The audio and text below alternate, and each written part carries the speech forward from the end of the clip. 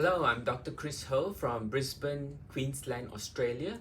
I'm a skin cancer doctor. I've been a full-time skin cancer doctor dedicated to the treatment of skin cancer, diagnosis and treatment for the last 20 over years now. Alright, today's topic, choosing a sunscreen for yourself. Let's talk about choosing a good sunscreen in a simple way and why using sunscreen in Australia is so important. The Cancer Council says that a good sunscreen should have three things: SPF 50 or higher, broad spectrum protection, and water resistance. Sunscreens come in different forms: creams, lotions, sprays, and gels, and mists. But they all do the same thing: help protect your skin from UV ultraviolet damage. This isn't just about avoiding sunburn. Regular sunscreen use reduces the risk of skin cancer because you have incidental sun that you face every day. When I say skin cancer, I include melanoma. And the more common ones, BCC and SCC. BCC, which is basal cell carcinoma, and SCC, which is squamous cell carcinoma. Plus, the other benefit that we also want nowadays is slows down premature aging caused by the sun, like wrinkles and sunspots. But here's the thing, sunscreen alone isn't enough.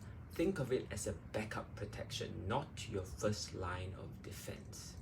The best way to say sun safe is with physical barriers to directly. The best way to stay sun safe is with physical barriers to limit direct open sun exposure.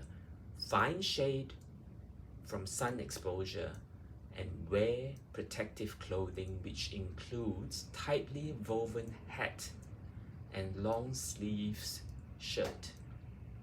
Sunglasses is also very important, not so much for your skin but for your eyes.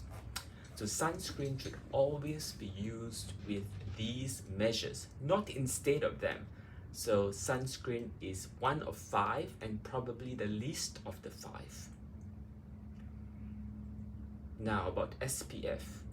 SPF stands for Sun Protection Factor. SPF indicates the amount of UVB radiation, just UVB, not UVA, that can reach the skin compared to with no sunscreen. It is calculated as, if you wore SPF 50, for example, you could stay in the sun 50 times longer before burning compared to if you were wearing no sunscreen at all. This time varies with individuals. Obviously, if you burn in 5 minutes, then the 50 plus SPF sunscreen will help you 5 minutes by 50, which is 250 minutes.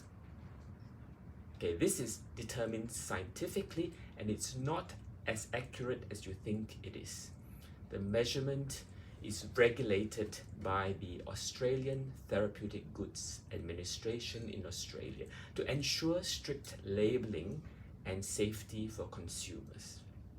However, as we said, the accuracy is not perfect. So sunscreens with the same SPF can differ in different levels of protection against UVB, and obviously there's no measurement that is available for UVA radiation, so that varies a lot. So in real life, the actual SPF of a product is often lower than the formal laboratory testing result. In addition to SPF, broad spectrum factors is another important one. So sunscreen in Australia are also labeled for water resistance. So broad spectrum meaning covering UVB, which is indicated by the SPF figure of 30, 50, and so forth, but also UVA. The water resistance represents the effectiveness of the sunscreen on the skin after repeated or prolonged exposure to water. No sunscreen is waterproof, and all sunscreens become less effective to some extent after exposure to water. Therefore, it is recommended that sunscreen be reapplied after exposure to water to ensure adequate and ongoing protection. So, to summarize, the Cancer Council of Australia recommends that Australians use SPF 50 or greater and broad spectrum and water resistant sunscreen. So water resistant sunscreen is also useful for sports and activities where sweating is a major feature. A little bit more about SPF. So SPF 50 filters out 98% of ultraviolet rays, while SPF 30 filters out 96.7%. So the difference is very small, just 1.3%, but every little bit of extra protection helps because it's a long-term thing, it's a lifetime thing. Just remember, sunscreen isn't a block, so calling sunscreen sunblock is a misnomer. It is a screen. It never blocks 100% of UV rays.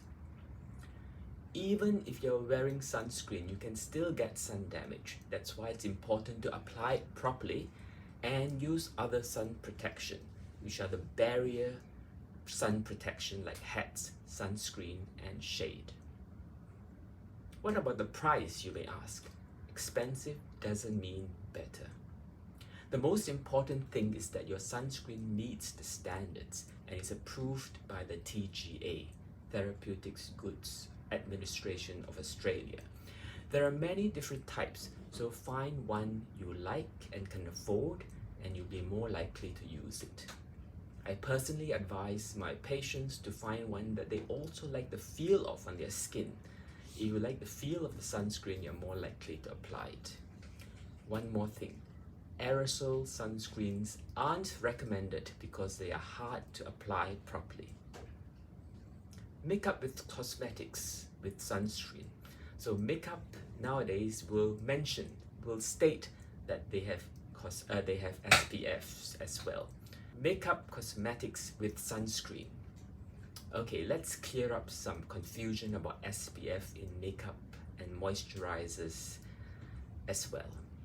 You might see products, especially the cosmetic products like moisturizers and foundations with SPF. But here's something important that you should know. These aren't regulated by the Therapeutic Goods Administration. They are not considered therapeutic goods. The same way regular sunscreens are. This means that they don't have to meet the same strict standards for effectiveness and safety. Also, most cosmetics aren't water resistant. So if you're going outdoors for a long time, swimming or sweating, don't rely on makeup just for your sun protection. Use proper sunscreen instead. And just like regular sunscreen, SPF in makeup doesn't last all day, especially when you're out in the sun. The material in the sunscreen degrades as it gets exposed in the sun and as time goes on.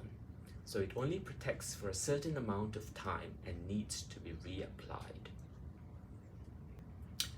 Makeup with SPF is a nice bonus, but it's itself not enough.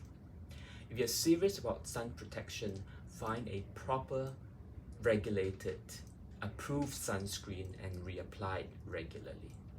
The bottom line, find a sunscreen that meets these standards, apply it properly, and stay sun safe.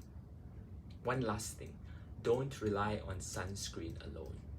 Even the best sunscreen doesn't block 100% of ultraviolet rays, so it's important also to wear sun protective clothing, a broad-brimmed hat, sunglasses, and stay in the shade when you can. Sunscreen is one part of sun protection, not the only part. It's only one of 5. So stay sun safe. References about this talk, I will list them down in the description. They are from the Cancer Council of Australia, the Australasian College of Dermatologists, the American Academy of Dermatology Association, and also from the publication The Guardian. Thank you very much for your time and your attention.